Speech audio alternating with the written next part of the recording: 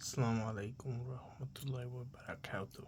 Brothers and sisters in Islam, I think I've come across something beyond important. Something very valuable. I was trying to get to sleep, but I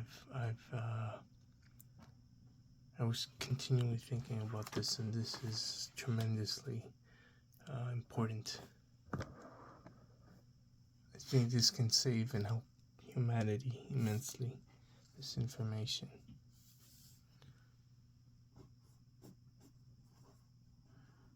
This is you as a child.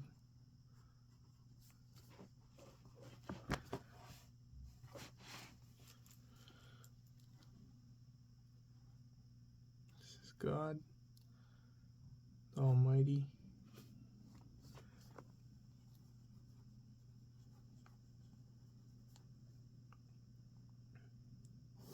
This is the devil. Who is he? He is the disbeliever. No, not the. He is the disobedient.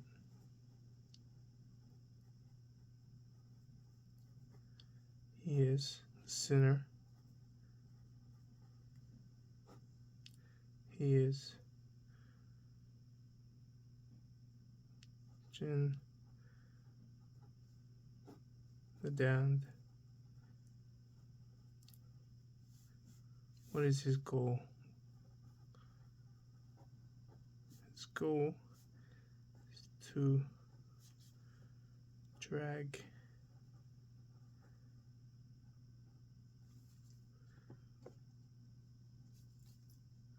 lead people astray. This is what he used to do. He wants to bring everyone into hell and damn them. This is how he does it.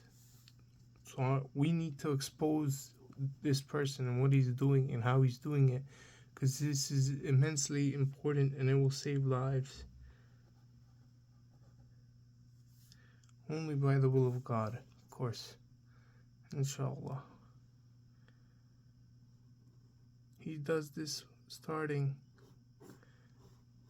by building walls. He builds walls between you and God. He doesn't want you to get near to God. He doesn't want you to accept God. So the first step is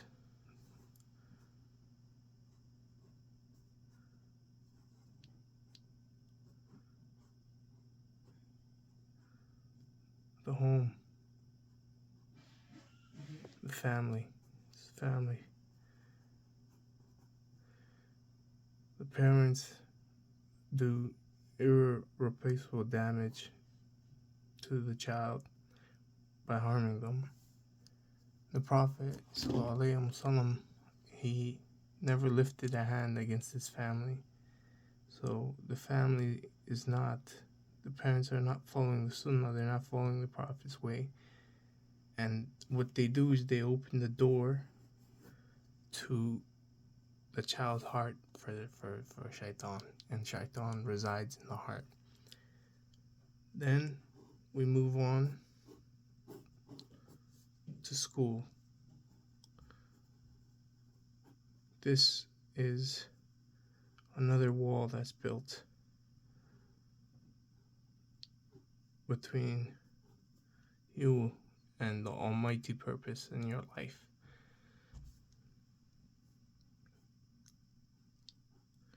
School, when this happens right here, you implement you put a foundation, you destroy the relationship with the deen and the child.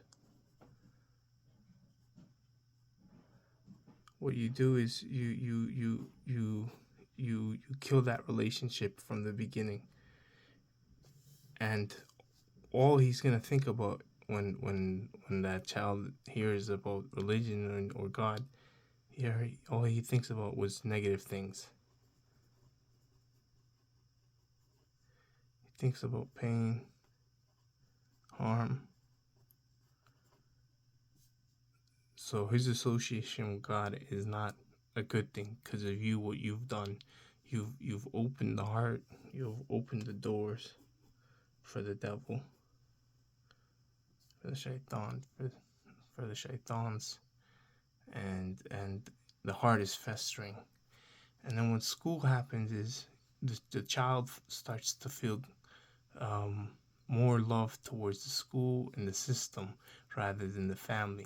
So you open another door for the child, and basically the school is becomes the child feels an immense love and honor and respect to the institution, to the country, rather than this. And this should lead to not no not that way. It should lead to religion and deen, but no, that's not how it works because you've destroyed that relationship. So now school is there. What is school doing? School is teaching you evolution. There you go. That's another wall. It's teaching you about homosexuality. It's what is it called? That's another wall. It teaches you that it's a good thing. That it's not harmful and that it's okay. So you're growing up, you're getting these things. It's propaganda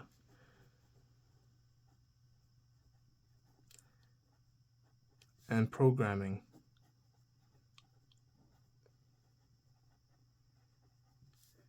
Plus, the child is not uh, being next to Muslims. He's going with kuffar. So you've put more walls.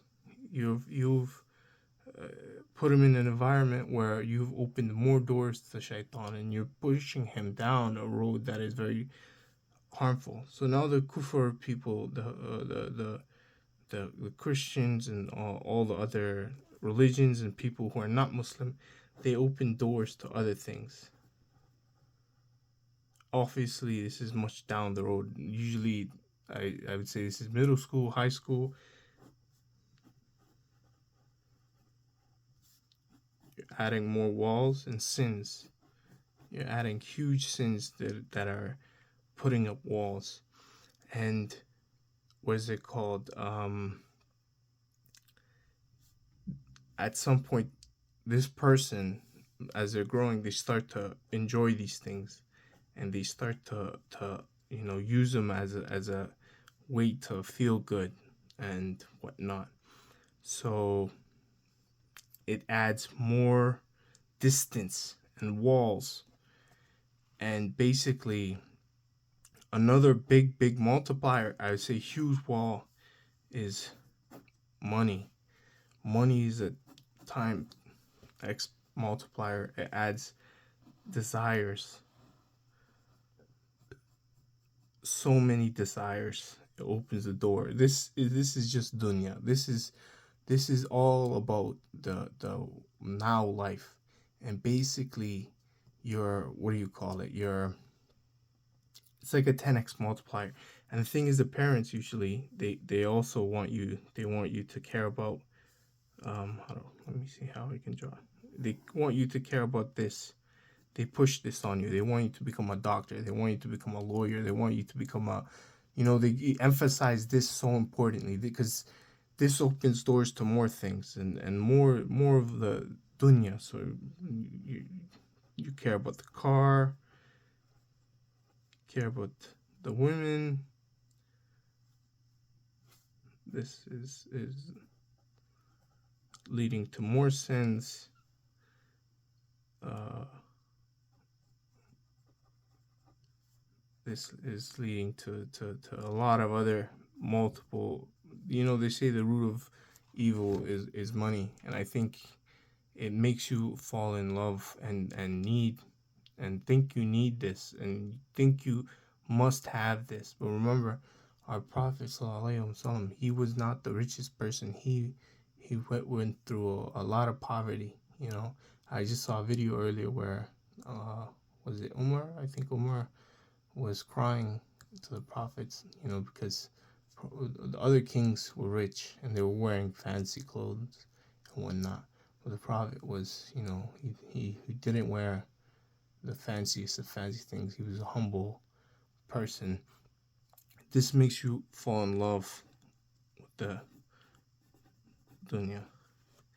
And as you see, the walls are being built up and up and up, and it gets so much harder because you have these things that you love, and it makes it harder for you to give it up, and this leads for you to interest, more sin, more bad things, like this is not a good thing. This is dangerous. But the thing is, people think they think they need it. They think they can't make money without this. And and you start to live a life of immorality. You start to become cold. You start to have less mercy. You start to be more psychotic. No, let's say psychopathic. Less emotional. You have less heart. You have less mercy. And the psychology of it, like the psychology of it is also very interesting. Shaitan uses a very interesting psychology. He puts up all these walls, and then you start to think, will God forgive me? You start to think, you start to have these interesting thoughts, like, am I good enough? Am I, you start to like not want to get near God. You start to like there's too many walls for you to even, get there. But there is hope. There is greatness. God is almighty, all wise, the most mercy. Okay, I didn't write it. Let me write that.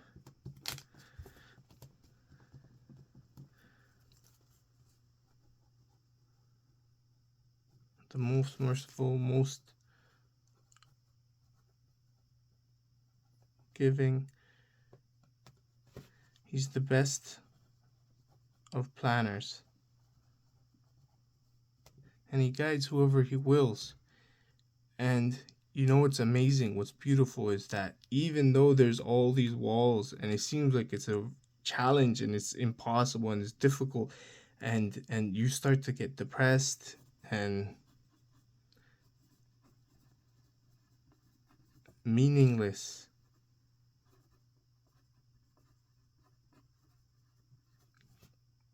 and like you're going through these troubles, right?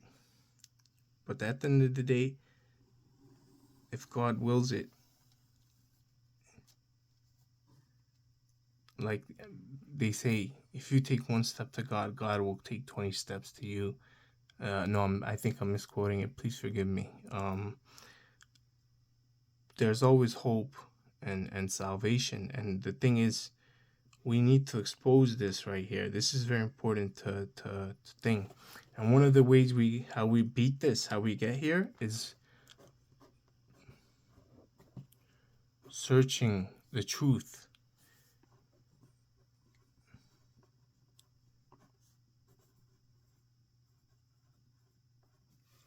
Using logic and reason, and the truth is like a light in the darkness. And one of the ways that my personal experience was the red pill community, when I started to learn about this, and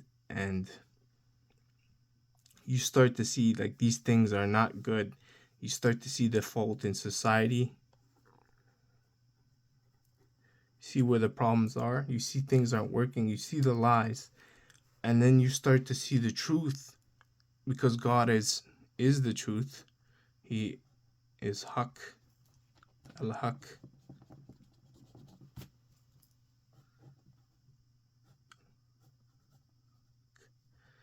He is the truth. So when you search for the truth, you will come to God. And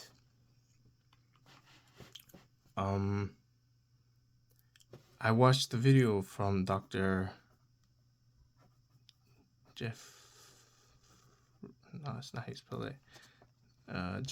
Dr. Jeffrey Lang. Immensely important, powerful video that can help a lot of people. In the video, he explains that in the Quran there's multiple characteristics of God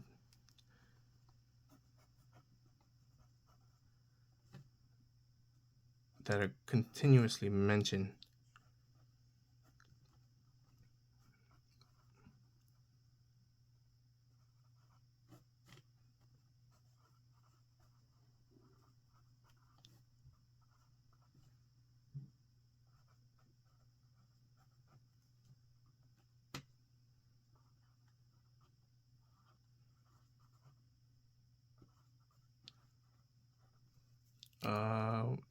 Generous, just, loving, mercy, kind, defender. What are the others? Give me 1 sec. Let me look it up.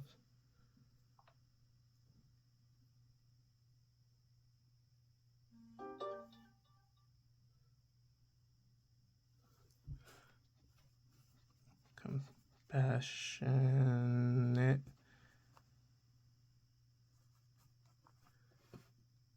Defender, knowledgeable.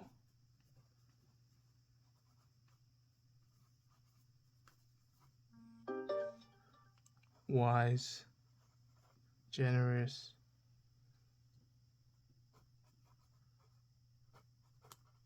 So how do we get to God? How do we get closer to God? How do we find God? We need to have these characteristics. We need to, when we implement these characteristics in us and we strive to get closer to God, that is when your life starts to change and you start to feel the better and you start to improve, and the benefits, you see the benefits instantly from the negative to the positive. And it's, I don't know how to put it in words. It's so beautiful. The Quran is the truth, is definitely the truth. If you read it, you see the truth, and unequivocally the Quran changes you. It's like God is speaking to you through the Quran. So when you read the Quran and you ask God for guidance, you ask God for when you take a step toward God's and you ask him for guidance, for him to guide you, you read the Quran, you're definitely going to come to the realizations when you're using logic, when you're using reason, and you're looking at these problems in society, and it doesn't make any sense. Like, society lets you down. So what is the truth? Where is the answers? And you find the answers, and it's an unbelievable experience. It's an unbelievable feeling. It's amazing. You have to implement these things if you want to get close to God. You have to read the Quran. You have to learn. Here's one more thing I want to say. If we find out that the truth is in the Quran, right, and that they're one in one, and there is no contradictions or lies in the Quran, and we believe it to be the word of God, what does that tell you? That tells you that Prophet Muhammad ﷺ is definitely the truth. Because if this is true, then definitely this has to be true. Because we have no Quran without no prophet. And if this is true, then the Sahaba companions and unequivocally has to be true, because we get no preservation, which is immensely important, for the truth. This is God. And it's a beautiful deen. And the thing I want to say about this deen is that it's perfect. It is literally the only religion that is perfect.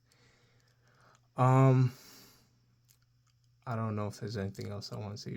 I think that's everything I want to say. This is immensely important. Please share it. Let me try to wrap it up and say it one more time. This is you, childhood, and you're going through life.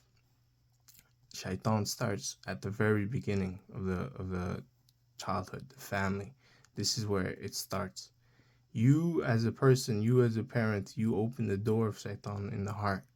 And once that door is open, you've potentially damned your child. Only God knows, and God is the best of guiders, and He guides who He wills. So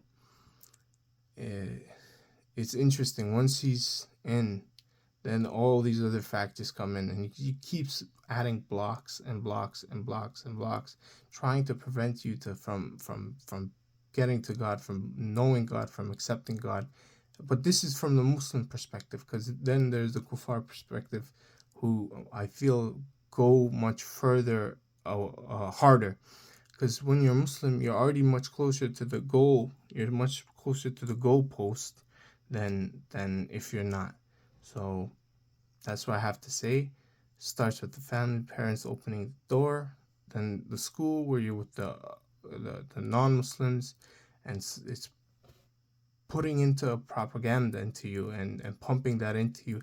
And you know what else is interesting? The school and propaganda thing, it teaches you about terrorism. It tells you it tells you are bad. And it's interesting, when I was growing up, I felt ashamed to be Muslim. I thought being Muslim was a bad thing. I didn't want to people know where I was from, because I felt I felt ashamed. I felt like people were gonna judge me, and that's beyond tragic. That's beyond sad. Because society has programmed, it's used propaganda and programming to make you think you're a bad person because you're something. But the reality is, this is the truth. Islam is the truth, and they don't want you to know that, because they want you to do these bad things. They want you to do drugs. They want you to do alcohol. They want you to do all these. They want control. They don't want you to be under the control of God. They want you to be under the control of the politicians. They want you to be under the control of society rather than God. That's what they want. That's why they corrupt the Torah. That's why they corrupt the Injil. That's why they corrupt the Bible. That's why they corrupt things, because they don't want to give up power to God. They want the power for themselves.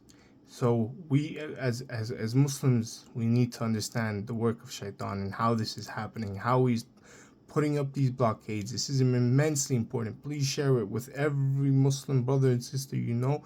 We need to, we need to unite the Ummah as one. We need to unite the Ummah. This is beyond important. We need to save the Ummah. We are only strong as we are together. A single individual is weak. Like the Prophet was saying in his Sallallahu Alaihi Wasallam. I don't want to put words in his mouth, but we are only as strong as we are together when we're praying together. Why is this deen so beautiful? Why is this deen so perfect? Why I I can't put into words. I can't express my love. I swear to you, this is the truth. I just use logic, reasoning. Sorry, I'm going off on a tangent now. Please share this video. This is immensely important. And brothers and sisters, wallahi,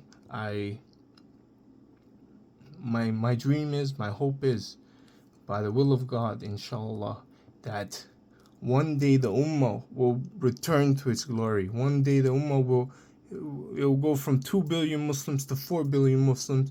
Well, I wish one day every single man, woman on this earth is Muslim, submits their will to God, and we all bow down at the same time to God. That would be the most beautiful thing in the world. But we need to start at the family. The family is where we start. We start it. This is for the future, Ummah. It's difficult for right now, with Palestine. A lot of Muslims are suffering right now. But I can tell you, we can turn this around. We can prosper, and we can bring peace to earth. I know for certain, if every person in this world was a Muslim, we would have peace for sure. The previous caliphates prospered. Many people had prospered. It was beautiful, beautiful societies, peaceful societies, and one day we can return to that, and we can feel good again. But what we need is the rope of Allah. Hold on to the rope of Allah like with your dear life. Do not let go for anything. For this dunya does not matter. None of this matters. This, your Lord, is your purpose. This is what matters. This is the most important thing in your life. Inshallah, God willing, may He guide us all on the straight path. And Assalamu alaikum.